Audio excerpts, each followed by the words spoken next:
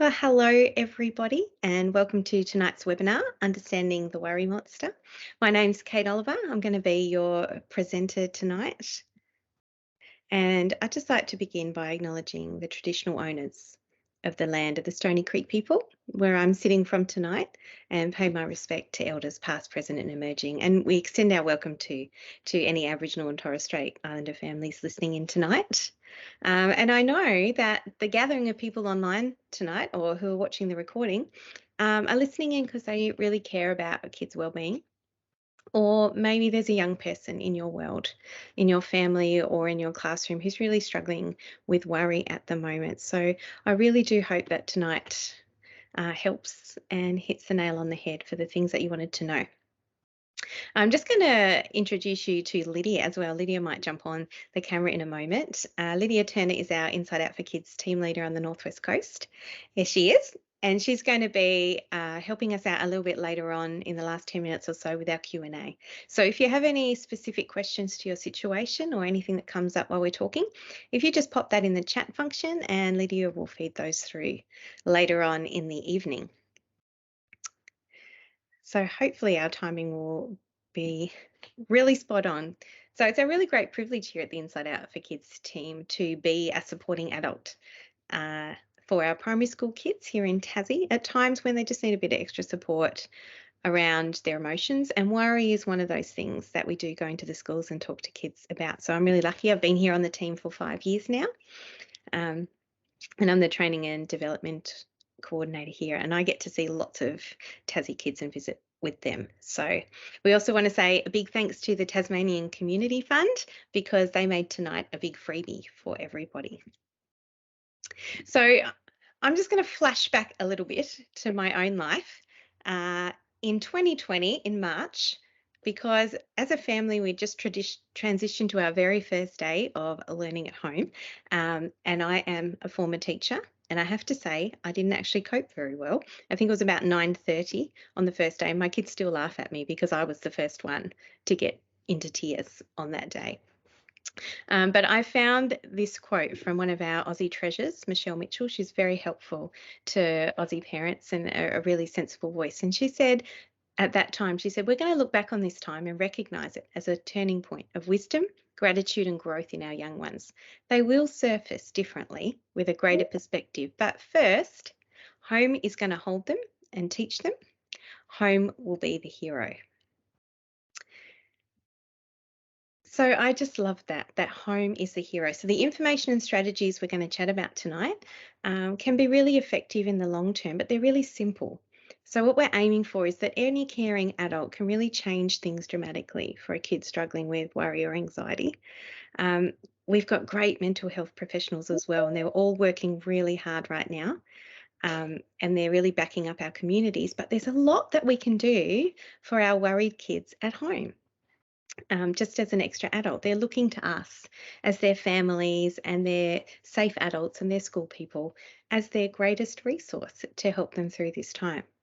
So here's a little flashback. You can use the chat function if you like, but here is me as a kid swinging on the hills hoist.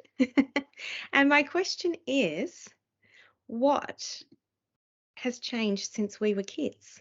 We are now in the parenting age of life, but what's changed since we were kids? You might think about the times that we used to kick about after school on our bikes in the street or with the neighbourhood kids. Basically, in our house, it was come back at 6 o'clock for dinner. In the meantime, you could be outdoors anywhere. So since then, a lot of things have changed. Technology is usually the first one people come up with, and the way that it's been incorporated into our lives and into kids' play, the amount of time that we play outdoors. And of course, traffic has increased because our population has increased.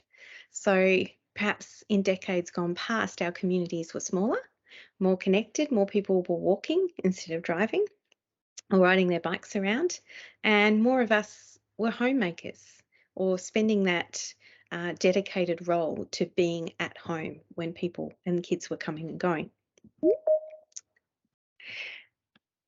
And you may have noticed that there was less conversations about risk and perhaps public liability. So WHS has been a big thing that's changed in the last couple of decades. So back then, if you remember, the playground equipment was kind of dangerous looking, quite metal, quite hot in the sun, and we just kind of did our best with it.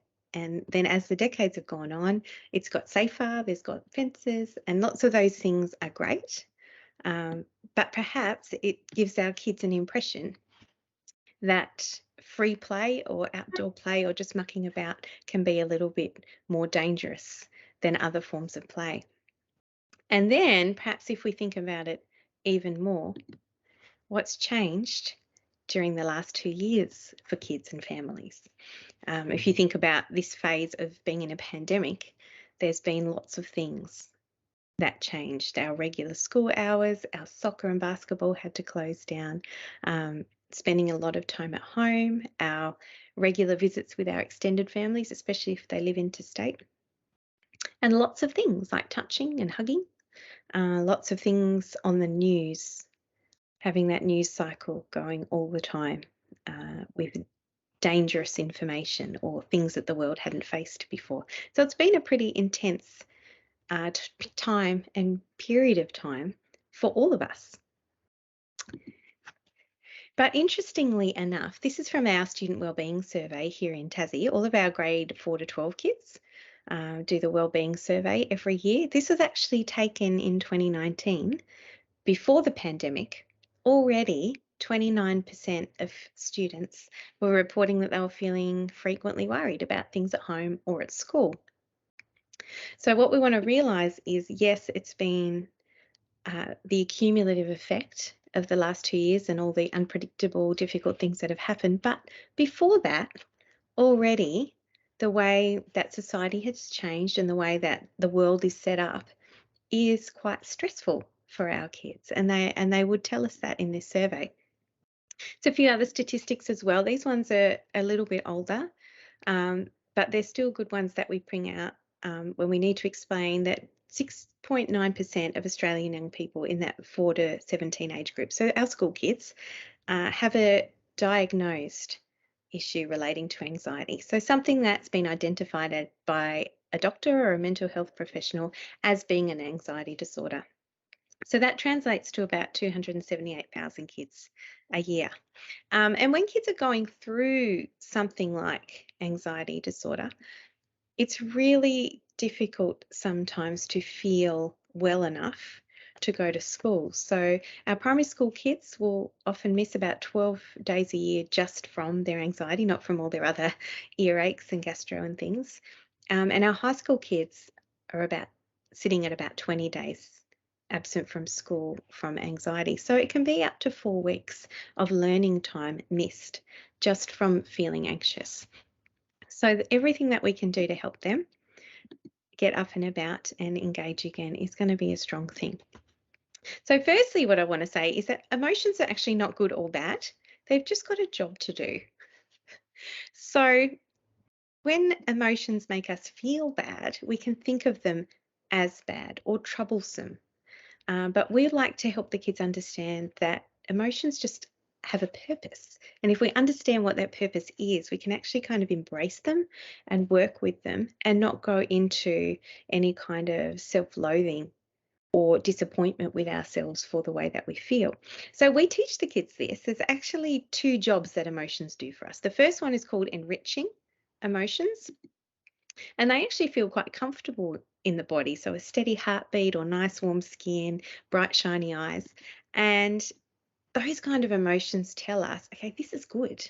I'm seen, I'm safe, I'm loved, I'm connected, I'm excited about the world and the people who are in it. And it's good. I feel strong in myself.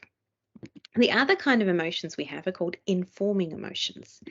And they feel uncomfortable in our body. And the reason they feel uncomfortable is it's like an alert system. They're trying to get our attention because something isn't good. I don't feel safe about something, and my body needs to get my attention so that I fix the problem or I try and get some help. So that's the difference between them. They're not good or bad. They're just comfortable or uncomfortable, and it's because they're trying to help us do something. So I thought it would be helpful to talk about what all the different words mean, because sometimes we use them interchangeably. But let's start with worry, because worry is not strictly an emotion. We do put it in that category when we're working with the kids, but it's more like an experience because it's actually the thinking part of anxiety. So it's a chain of negative thoughts about bad things that might happen. So it's a thought pattern more than it is an emotion. But you can imagine if your brain is churning through that worst case scenario type thinking, then it's going to start to affect your well-being and the rest of you. So that's when we feel like it rolls into anxiety. So anxiety is an emotion and it consists of all those worried thoughts plus imagery. So we say to the kids, the movie in your brain about what might go wrong. So it's one thing to have self-talk. What if this happens? What if that happens? But then our brain can actually make pictures or a movie that goes along with that in full color and sound effects and sometimes even slow motion. And those things can also bring about a few physical changes. So anxiety starts to kick into a body reaction, but that's what our emotions do. They do things to our body, and that's how we know what emotional state that we're having. So you can be worried without being anxious, but you can't be anxious without have first been worried at some point. So worry eventually leads into anxiety. So we talk about fear. Fear is a very short, uncomfortable, high alert emotion in response to a threat. Now, the interesting thing is a threat or the danger can be real, like a snake, or it could just be perceived or imagined. So our body reacts strongly to the thoughts and the pictures in our brain as it does to something that's right in front of us. So you can imagine that if we're having a lot of worried thoughts and a lot of images that goes with that of the dangerous and the bad things that could happen, it's going to produce the emotion of fear in us. So eventually anxiety leads to fear. Um, and then we have something called panic, which is very strong, very short, and very right now.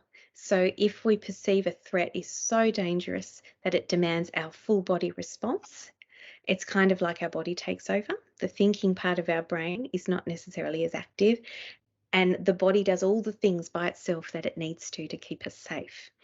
So that's the panic response. So we need to do a little bit of brain science today, because our brains are very connected and our kids' brains are growing all the time and very quickly. But there are a few different parts that have special jobs to do within that brain. We actually teach the kids this, and there are words for those parts of the brain, but we use upstairs brain and downstairs brain with the kids um, rather than the science words. Because it helps them understand too where those parts in the brain are. So the upstairs brain is actually this chunky part here, the prefrontal cortex at the top of your forehead there. And in there is, we say to the kids, it's all the stuff like times tables, spelling words, remembering your sports uniform on Thursdays, those kinds of things. But also we have our self-control in there, our logical decision making, and all of our language and our words. So it's a really important part, and it's a big part of the cognition and the thinking that we do. The second part of the brain that we like to know about is called the downstairs brain. It's really the amygdala and the limbic system, and it's lower in the brain, more in the center. And this is the reactive part of our brain. So what's housed in that section is our survival response, our fight, flight, freeze response, our big emotions to things, some memory, and some of those automatic bodily functions that we have. So how these two parts work together is really important, because if we have a big emotion or we think that there's something going to go wrong or there's a threat, that downstairs brain can start to work, but then upstairs brain can actually help it out and say, oh, no, hang on, you're okay. You're at school, you're near your teacher, they're going to help you. But sometimes that reaction and that threat feels so big that it starts off the survival response, even on a normal school day when just normal kids stuff is happening. So we call this flipping your lid. This is the work of a guy called Daniel Siegel and Tina Bryson, and you can follow them on Facebook if you're interested, because they're really great at communicating with parents and helping us understand some of these big emotions that kids have and how to help them the best. So they call it flipping your lid. So when you flip your lid, it's like the hand is a model of your brain. And when downstairs brain is in charge or decides to take over because it perceives that something is dangerous or threatening and it needs a big body response right now, the brain will kind of do this. And the amygdala or the downstairs brain will take over and kick into gear all the survival body things. What happens then is the upstairs brain, or the logical thinking part and the language part, kind of goes offline while that's happening. So the survival response can take sometimes 15 minutes for those hormones like adrenaline and cortisol that we feel when we're stressed to move through our body, and for our body to recognize that we are actually safe. And then our upstairs brain starts connecting again and talking to the downstairs brain, and they start working together again. So when something is dangerous, downstairs brain does its thing. While it's doing that, it can be hard for kids to do words and hard for them to do logical thinking. So kids can get really reactive when they're in downstairs brain mode. They can find it hard to communicate with you and tell you what the problem is. And they might even do some really awful things that seem quite selfish, or like they have a lack of empathy for the other people in the family. It's not because they're trying to be naughty. It's not because they're trying to be selfish or awful. It's just that they're in that reactive space, and the parts of the brain that they need to do those other things in relationships and logical thinking are not there. So it's really helpful to remember when kids are in a really, really anxious space, they can often seem a little bit aggressive or angry or unkind. And it's good to know that it's not a reflection of their character. It's a reflection of feeling unsafe or under threat. So we can really help them out there. But when we've flipped our lid, so when we are in downstairs brain mode and the body has sensed that we need this survival response, a lot of physical things happen. So sometimes we call it fight, flight, freeze, and they've added a new one recently called fawn. So fight is when we decide that we're going to get aggressive to try and overcome the threat or the danger that we're in. We make ourselves big, we get loud, our limbs come into play. And then we have a reaction called flight, where we just want to run away or avoid or hide.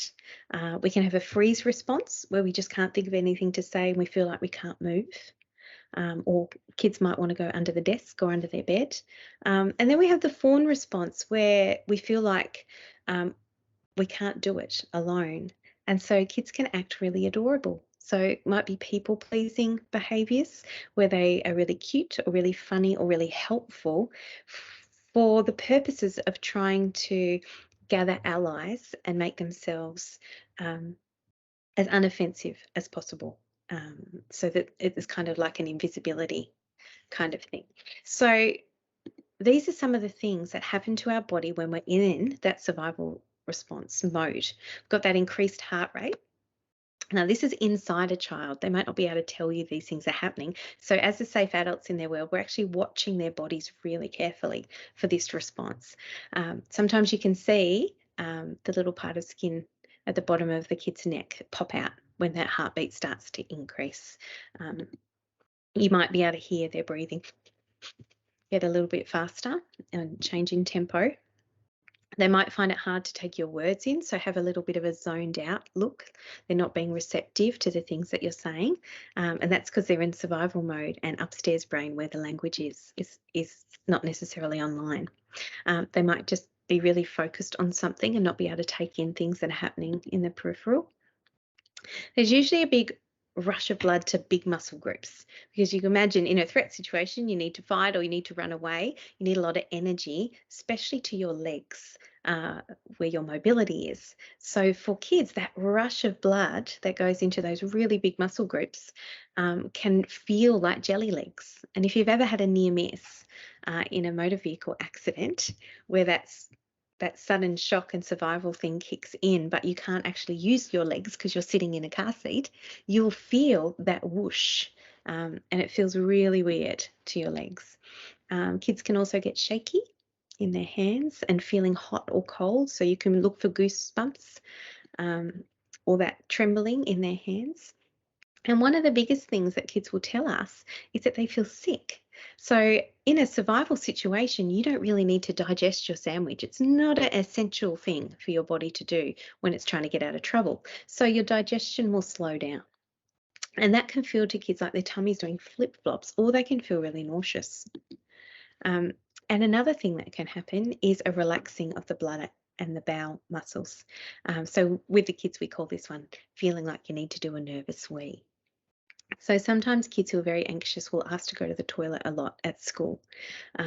It's not because they're trying to get out of class necessarily. There can be a physical sensation behind it where they feel like they need to go more.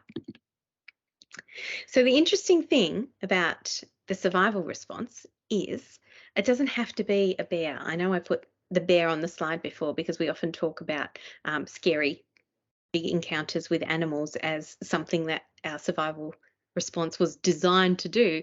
But for kids, a bully can feel like a bear. So the survival response can go off for a bigger kid who's being threatening just as much as it can if it was a real bear. But also, this survival response can go off not if it's a bully and a bigger kid being physically threatening, but if it's just a mean kid teasing them. This survival response can also go off not even if it's kids being mean, but just being around other kids, where the threat is, do I belong? Do I know how to make friends? Do I fit in? How do I talk to people? How do I ask to get into the game? That can feel unsafe and dangerous for kids if they don't know how to do it. So sometimes just being at school around other kids can feel physically threatening to our kids. And the survival response can go off in a normal school day doing normal kid things. So how do we help our kids? That can be really disruptive and not what we as adults want for our kids' childhood. We want them to be happy and confident and engaged and take risks. So how do we support our worried kids? Well, the first couple of strategies are to do with the body. So we just talked about that survival response and all the things that happen in your body when you're worried or you're anxious. So sometimes what our kids need is a body strategy. And I'm actually a mum of two girls.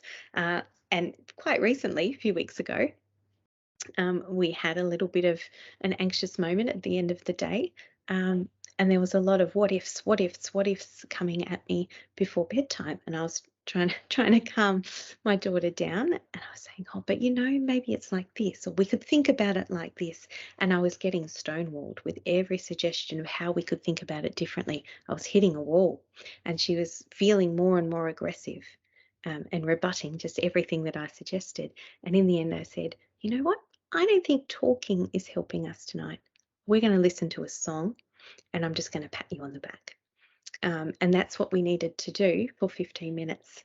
And then she was able to calm down enough to go to sleep. And I missed it, and I talk about these things all the time to kids. And I was trying to do the talking, and what she really needed was a body strategy. So here's some body strategies of things that we can do to help that survival response move through the body, or for the body to recognize that it is actually safe so that it can reset. So the opposite of fight, flight, freeze is called rest and digest. When your body goes, actually I'm okay, and your breathing returns to normal, and all those things start to reset and you feel comfortable again. So one of them is deep breathing. Now, when we're talking to kids about deep breathing, sometimes we're like, take a deep breath. They'll do that and then say, well, that didn't help. And it doesn't if they only take one deep breath. They actually need to do it for 2 minutes or 5. And we even say to the kids, if you still feel funny, do 5 more. It's okay to keep doing your deep breathing pattern for as long as you need to until you feel your body relax. The other thing we teach the kids is that inhale has to go all the way down to their belly button.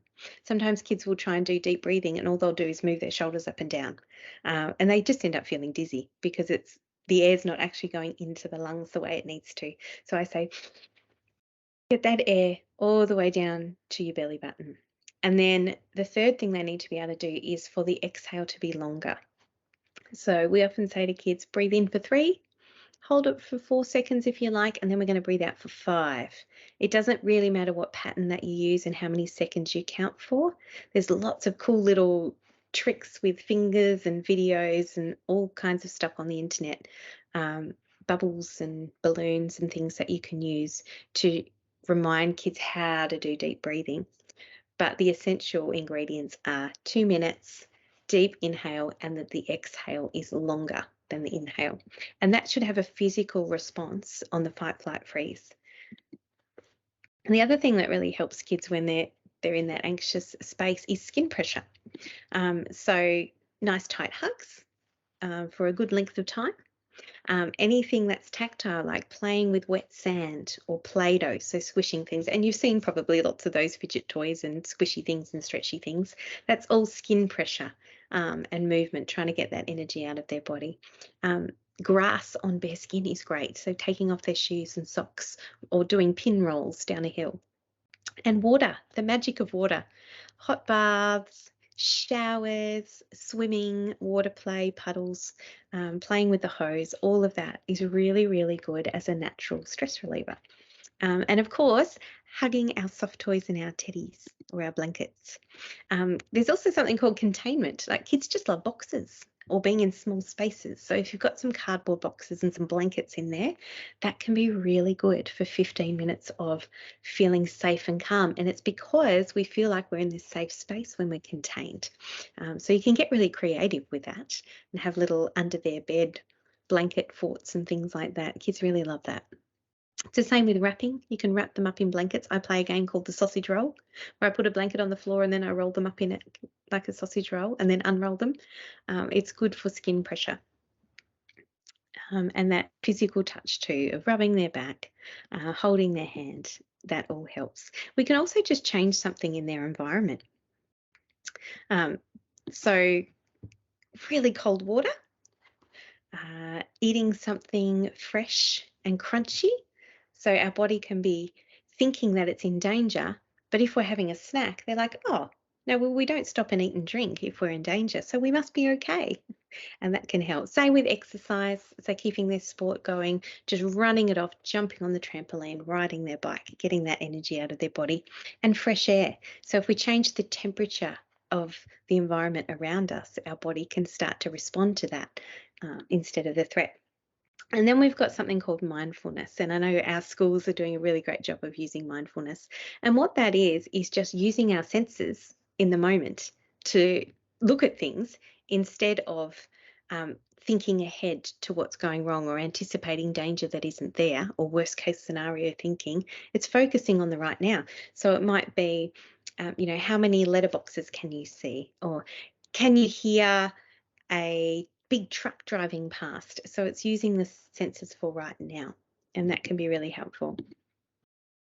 So why do kids' worries get bigger? So maybe you've tuned in tonight because you've noticed over a few months that there's been more and more worry and anxiety sitting in your kids. So worry does have this tendency to grow. So there's a concept called the comfort zone. You'll see that green circle in there. And they're things that we don't even notice that we're doing because they feel so comfortable. It's not an issue for us. But then we start to get into things that stretch us a little bit because they're new or they're uncomfortable or we're not sure about them or we can't control them. And that's called the stretch zone. And when we start to do things in that zone, we start to feel a little physically uncomfortable. It feels like it might go wrong because we don't know what's going to happen. And when we start to feel physically uncomfortable as human beings, the thing that we want to do is actually avoid it. We don't like feeling uncomfortable. And exercise is a great one for this, isn't it? Oh, I don't want to lose my breath. I don't want to get hot and sweaty. I probably won't do that exercise because it doesn't feel comfortable. And it's the same for our kids. They're not necessarily being stubborn. They're not necessarily being naughty, but their body is saying a big fat no because that thing feels uncomfortable, and so it's trying to get them out of it. So we say that avoidance behavior is a big part of anxiety, but it does actually feed the anxiety. So our comfort zone, as we get more and more anxious, gets smaller and smaller. The things that we're willing to do comfortably get smaller. Whereas if we try new things, we actually discover that we can do them. And when we can do them and we feel proud of ourselves, it becomes something that we're comfortable with. And our comfort zone actually gets bigger the more things that we try. So it can become a little bit of a problem with anxiety because as kids avoid things, they don't try new things. If you don't try new things, you don't discover that you can do them. And so their comfort zone gets smaller and they want to avoid things. And sometimes we enable this a little bit because avoidance behaviors can be really tricky in kids. They can't necessarily verbalize to you, I'm scared of that thing, I'm worried about that thing, I don't want to do that thing. And so avoidance comes out in behaviors like, I feel sick. And actually, because of anxiety, they do. Sometimes it's that digestion issue too. So it can feel nauseous, sick, which is often something that we just need to investigate because of the nature of gastro. There can be tears. I'm too sad. Don't make me do that thing. Maybe it's tantrums. If I yell and scream and make a big deal about it, they'll eventually give up and the adults won't make me do that thing. Our kids can use screens as a block from doing other things. So this is my comfort zone, this screen in front of me. And if I have the screen in front of me, I don't have to attempt other things or look out to other things. Not always. Sometimes we use our screens for fun, but it can also be an avoidance behavior. Sometimes our kids can act too cool. Oh, that's lame. I don't want to do that. And it sounds like they're not trying it because they don't want to, but really they're not trying it because they're scared. But it looks a little bit more socially acceptable to the other kids. So it can be a tricky one. Sometimes they act invisible. If I'm really quiet and if I don't move or draw attention to myself, no one will notice I'm here. This is used a lot in classrooms because then kids don't get called on to answer questions or be made to stand up and do things in front of other kids because they're quiet and not easily noticed. And finally, sometimes we can avoid being pushed into doing things that make us feel uncomfortable, but by just being super cute and funny.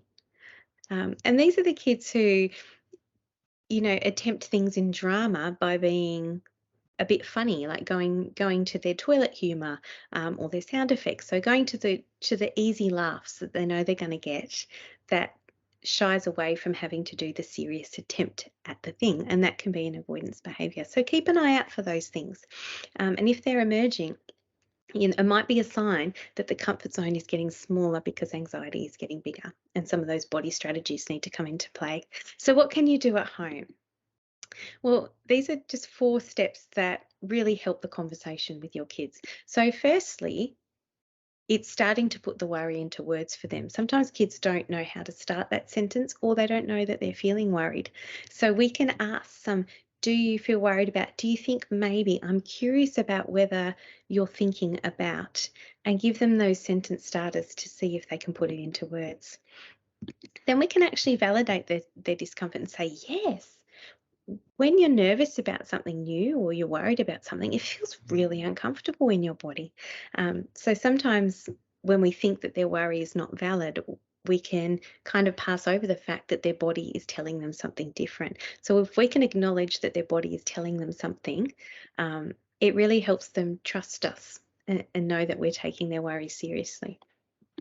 But then we can turn validating their discomfort into comforting them. So I know this feels yuck in your body, but I'm right here with you and I've had a good look around and I've checked out the situation and I think this is actually safe enough for you. And we can also lend them some strength. Say, lots of people feel worried or nervous when things are new. You can still give it a go, even if you feel a bit uncomfortable. It's okay to try anyway. I've seen you being brave before. I know you can do it. The other way that we can support our worried kids is some brain strategies. Now, we often wonder about how is it possible for 25 kids in a classroom or all of the kids in your family to experience exactly the same scenario and have completely different responses. And it's because of the way we perceive or we're thinking about the situation. So say the dog eats your homework, for example. We could think, no one's going to believe me that the dog ate my homework. I'm going to get in so much trouble when I get to school. If we're going to think that way, the emotion that's going to follow that thought pattern is quite nervous and quite worried. I don't want to get in trouble at school. I'm going to have to stay in at recess. The teacher's not going to believe me. And that can make kids act quite anxious in their behaviours, or want to avoid school, or want to avoid the teacher, and to keep that all quite secret. But the same thing could happen. The dog could eat someone's homework and they can think, that is hilarious. I'm not going to have to do my homework. And who's going to believe this? They might just end up laughing their head off and taking a photo to prove to their teacher that the dog ate the homework. Same situation, completely different emotional reaction to it and behaviours that come from it. But the key was way back at the start with the thoughts that were thought about that situation. So when kids feel quite anxious and worried, there's a few things that happens. Worried thought patterns overestimate the severity of something and the likelihood of something. So worried thought patterns in kids often tells them that something bad is going to happen. And that bad thing might be coming last in cross country is a really common one that kids tell us they're worried about. Now, that is not a dangerous, life-threatening situation. You cross the line, nobody's really watching anyway because it's such a long, drawn-out race. There's different grades racing at the same time. People aren't counting. It's not a big deal. But the worry will tell them this is terrible and it's dangerous. Worry can also tell kids that it's definitely going to happen. So I've had children tell me that they're worried when the doorbell rings that it's going to be a robber with a machete. Now, there's something in their thought patterns that tells them that that's likely. We know that's very, very, very unlikely, and it's more likely that it's the postman or your neighbour or your friend. But worry is telling them that that's a possibility, and it's overestimating how likely that thing could be. The other thing that it does is underestimate the normality of worry. Like, I'm the only one who feels like this. I can't tell anyone. They'll think I'm crazy. And so often worried kids internalize it and hold it in themselves and try and deal with it themselves without asking for help from adults or from peers. So normalizing that actually worry and anxiety are the emotions that all humans have sometimes, can be really helpful for kids, because the more they talk about it, the less power that it holds over them. And the fourth thing that kids can do is think that they're going to be stuck like this forever. This is just me. I'm just broken and I'm going to be like this forever, and it's going to be really hard on my family and I'm never going to do anything. And that's a lie, because actually, I'll flip to this one here, because there's actually something called neuroplasticity, which is our brains grow and change over time in the direction of the neural pathways that we use the most. So yes, if we're feeling worried and anxious and we're thinking that way really often, it starts to strengthen and speed up the pathways that makes us automatically think worst case scenario. It becomes our default wiring, if you like. But the opposite is true as well. If we practice thinking brave thoughts, realistic thoughts, helpful thoughts, our brains will grow in that direction and they will become the automatic default wiring. So it's really encouraging. When it comes to worry and anxiety, we're not as stuck as we think we are.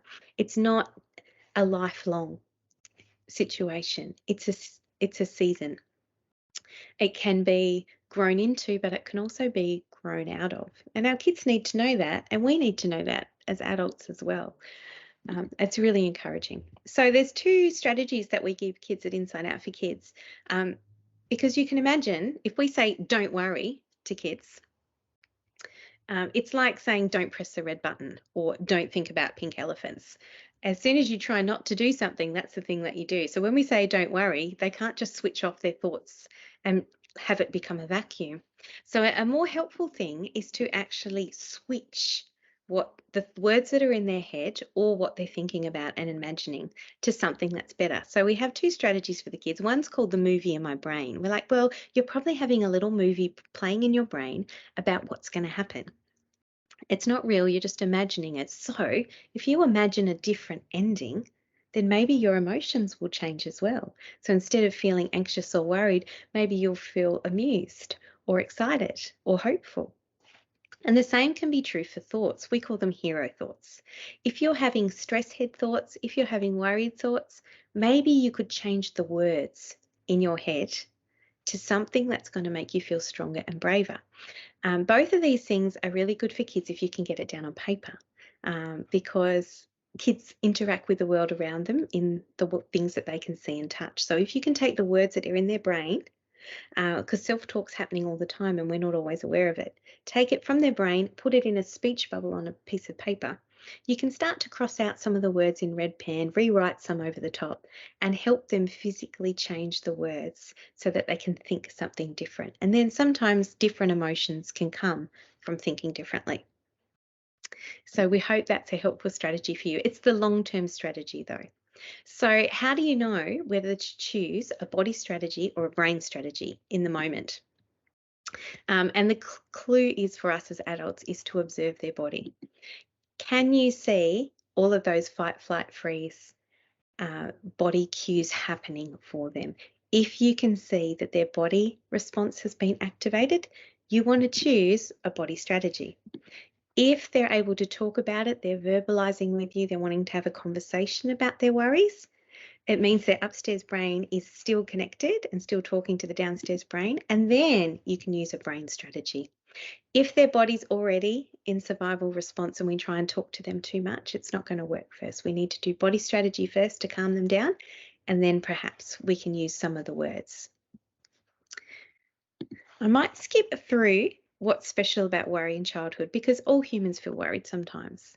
We talked about normalizing it before, but kids do have a very vivid imagination and not as much life experience. So they don't always know what's realistic. I remember being quite young and thinking that there was a crocodile under my bed, saltwater crocodile. And so I would have to leap 2 meters into my bed every time I wanted to get in it so the crocodile didn't eat my feet. Now, if I had had more life experience and not as much imagination, I would have realized that saltwater crocodiles don't live in Tasmania because it's too cold. So I would have known that that was not real and I wouldn't have had to freak out as much. But when I was little, I didn't know that. So there is an aspect of kids just being kids where that's why they need their stronger, wiser, kinder adults to help them realize what's true and what's not. They're also dependent on us. To help them navigate this big world that they've just found themselves in. Because when you're a kid, you're trying everything for the first time. Everything is new. There's always a first time. You're going to grade 4 for the first time. You're joining the choir for the first time. You're going to high school for the first time.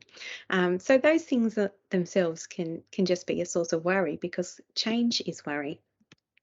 They also are the center of their world. So they tend to personalize things that are happening in the world, even bad news or COVID or germs. They can feel like those things are their fault and feel more worried about things. And they're also still learning what all their different body cues and all their different emotions mean. So we often see in our under sevens that they misinterpret worry as sick or sad. So if they're saying sick and sad a lot, have a little bit more of a dig and have a little bit more of a look at their body and see if some of those sick, sad cues are actually anxiety cues and they just don't have the words for it yet. So why is it tricky to know when to get help for kids? Well, first of all, worry is a normal human emotion and we all have it. So how do we know when it's time to get help or not? It's a normal part of trying new things. We talked about the comfort zone. Things are going to feel a little bit uncomfortable when they're new. And it's a normal response to change. So if someone has been unwell, if you've moved house, if they've moved schools, if they're starting a new grade, or they've had a season of a relief teacher, all of those are big changes for kids. And they're going to feel a little bit more insecure when they're out of routine, and that's going to cause more worry. So sometimes worry is just seasonal and you don't need to necessarily get more help unless that persists for a longer period of time. It can also be more prevalent in certain temperaments. About 20% of the population is what's called highly sensitive children. So they're just more imaginative personalities who I call them the noticers. They notice things. They might be the ones who say, oh, there's a digger outside, because they've heard the sound of it. But because of that, they also take in more sensory information about their environment. So they're looking more for risk. And they're also taking in the information of everybody else's faces. So they're more likely to notice when other people are anxious. That cues the brain that says, oh, other people are worried. Maybe something dangerous is happening. So in that sense, anxiety can be a little bit contagious. Just because we're tuned in to each other's emotions and each other's faces. Symptoms of anxiety can also look positive. A child who is fearful of failing can actually look very organised and very conscientious. It's not coming from a joy of learning, though. It's coming from a fear of failure. So it's hard to know if those behaviours are coming from worried thought patterns or from actual enthusiasm. So it's a whole of life picture to see what's under the hood there. And knowing where to go can be tricky. Is my child worried enough to ask for help? And the chances are, if you're asking that question, it's worth pursuing some help anyway. Because the more supportive adults around our kids, the better.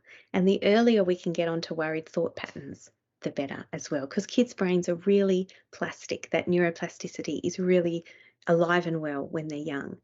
So if we can get some really resilient and brave thought patterns happening now, it can help them embrace all the opportunities that life has for them. And not feel so worried later on. So when do we get support? Well, when anxiety is outside of a normal range of development. So separation anxiety is really normal for kids under age. If we've got an 11 and 12-year-old who really struggles to stay away from the home environment or to do a one-night camp or something like that, you're probably going to be wanting some more support because there's that gradual developmental stages that they need to move through. You might want to start looking for support if the anxiety is increasing in intensity. So you've noticed over a few months that body reaction is becoming stronger for them and happening more quickly. And also it's happening more often. So if it used to only happen once a month and now it's happening once a week or every other day, that means that it's increased in frequency and intensity, and it's become a pattern, and you might need some help for that. But more importantly, if it's affecting their learning engagement or daily family life, if it's really hard to get the family in the car because of someone's anxiety, or if it's hard to support your other children because of someone's anxiety, or if somebody is always having to stay home, or you're having to change the things that people eat and the things that people do as a whole family unit, then it is affecting the whole family, and it's worth getting some help for that as well.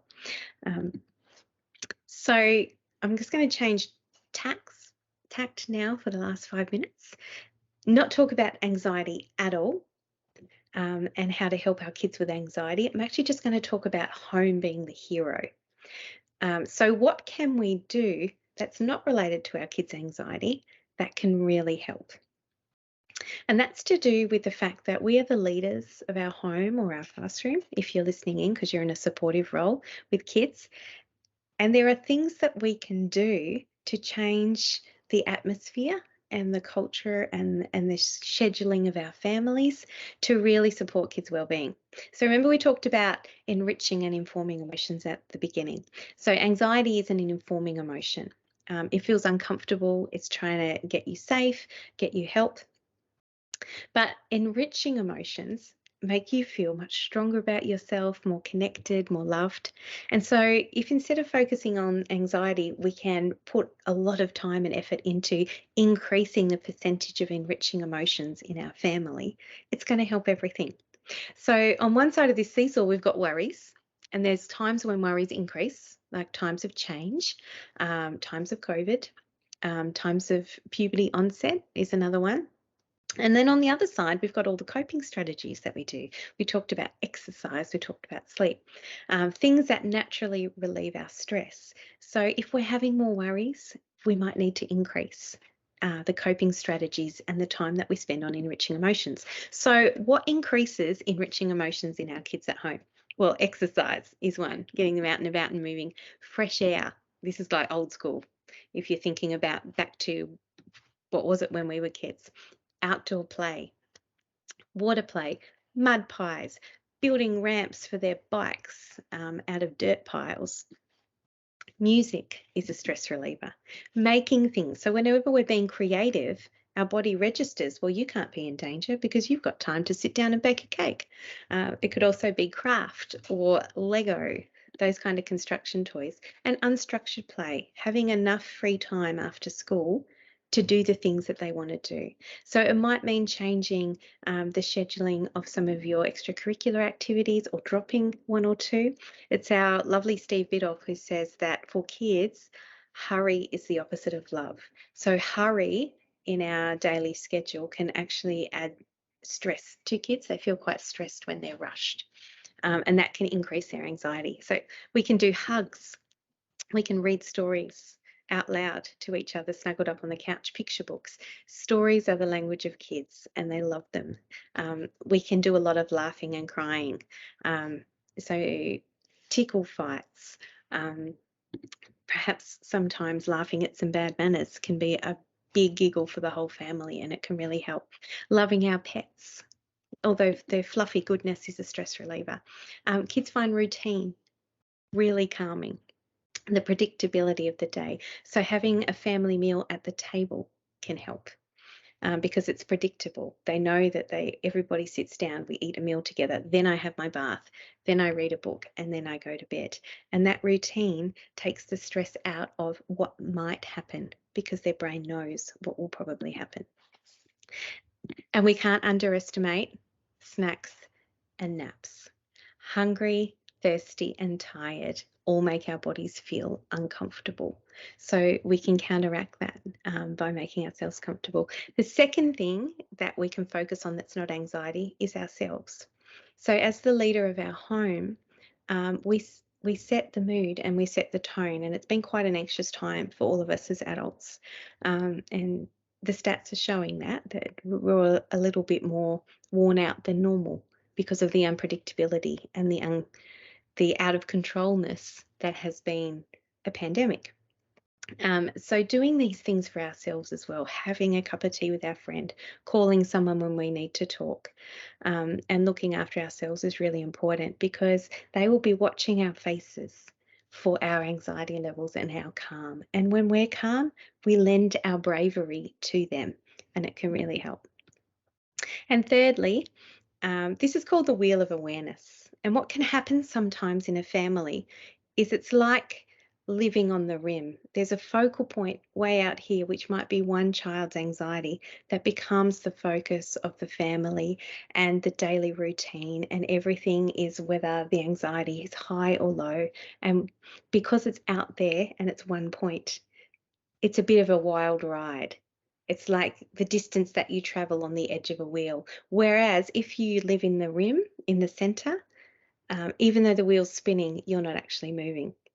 So changing our perspective from focusing in on one child's anxiety to coming back into the center of our family, seeing each person, seeing their strengths, seeing that this kid loves soccer, that this kid tells great knock-knock jokes, that you're all going to go camping next school holidays. There's so much about our families and our life that's not one child's anxiety. And if we can bring ourselves back to the middle and remind everybody in the family of all the things that make up your family, it can really help take down the anxiety in the culture and the atmosphere around the kids. So I'm going to leave this one up here because these are all the books that I like to read. They're all very parent friendly, very easy to read, and a lot of them are some of our Aussie treasures. And then there's a list too of people that I like to follow on social media. So I'm just going to pull Lydia back up now and see if we've got time for some Q&A. Excellent. Thanks so much.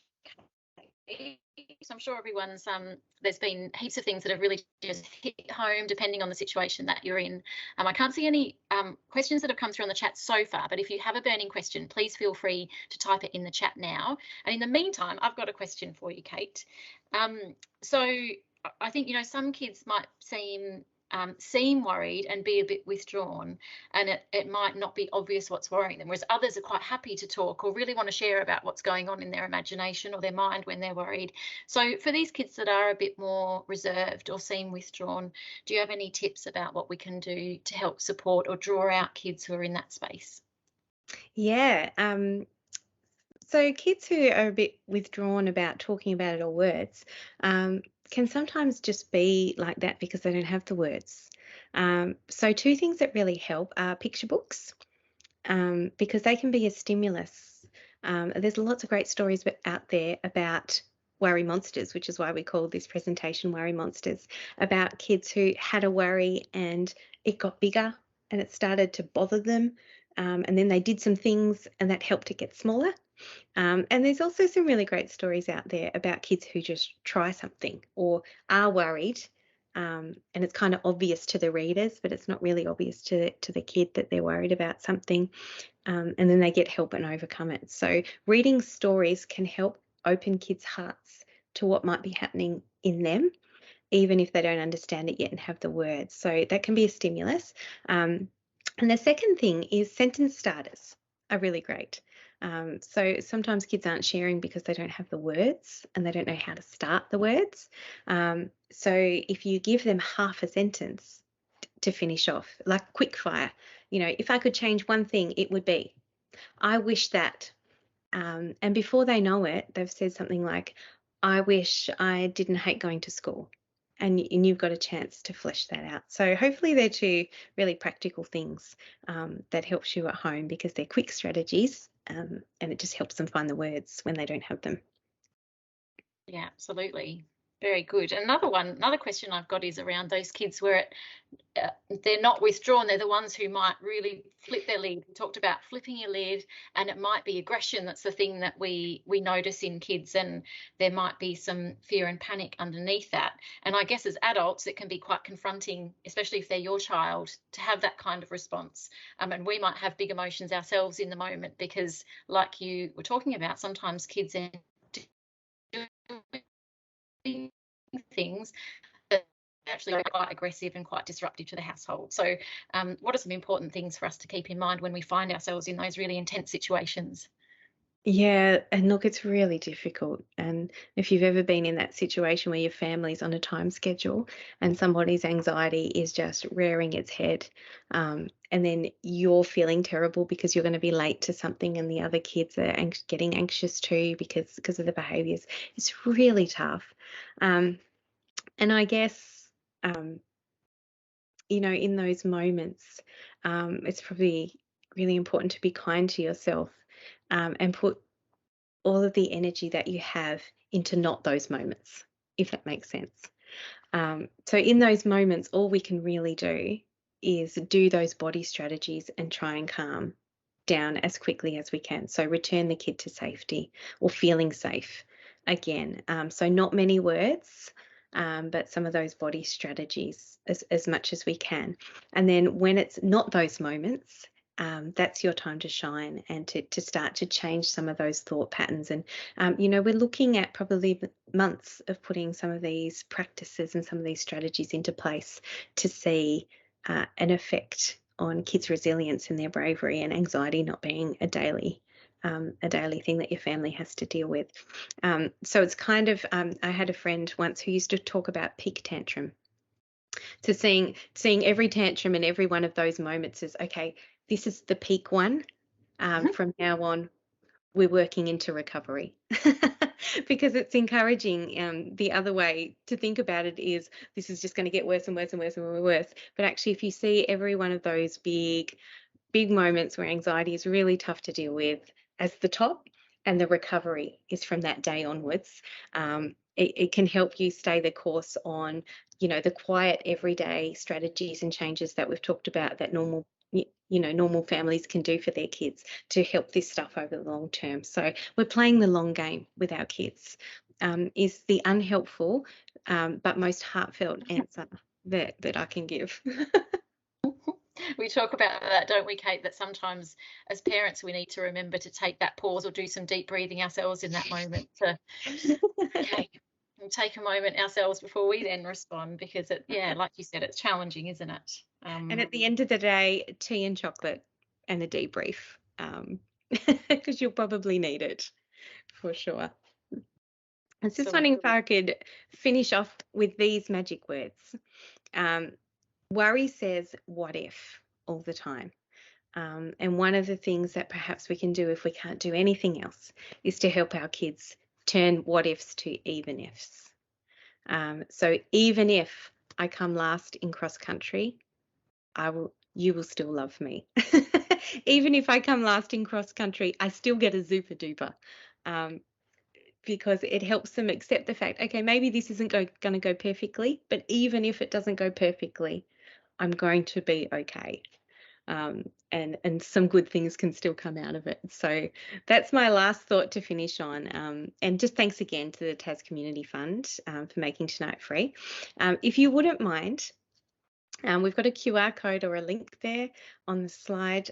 We've just got a 2-minute survey to find out if this was helpful to you at all and some of the things that you learnt. So all the best and all our love to you and your families and your classrooms, or from wherever you're listening in.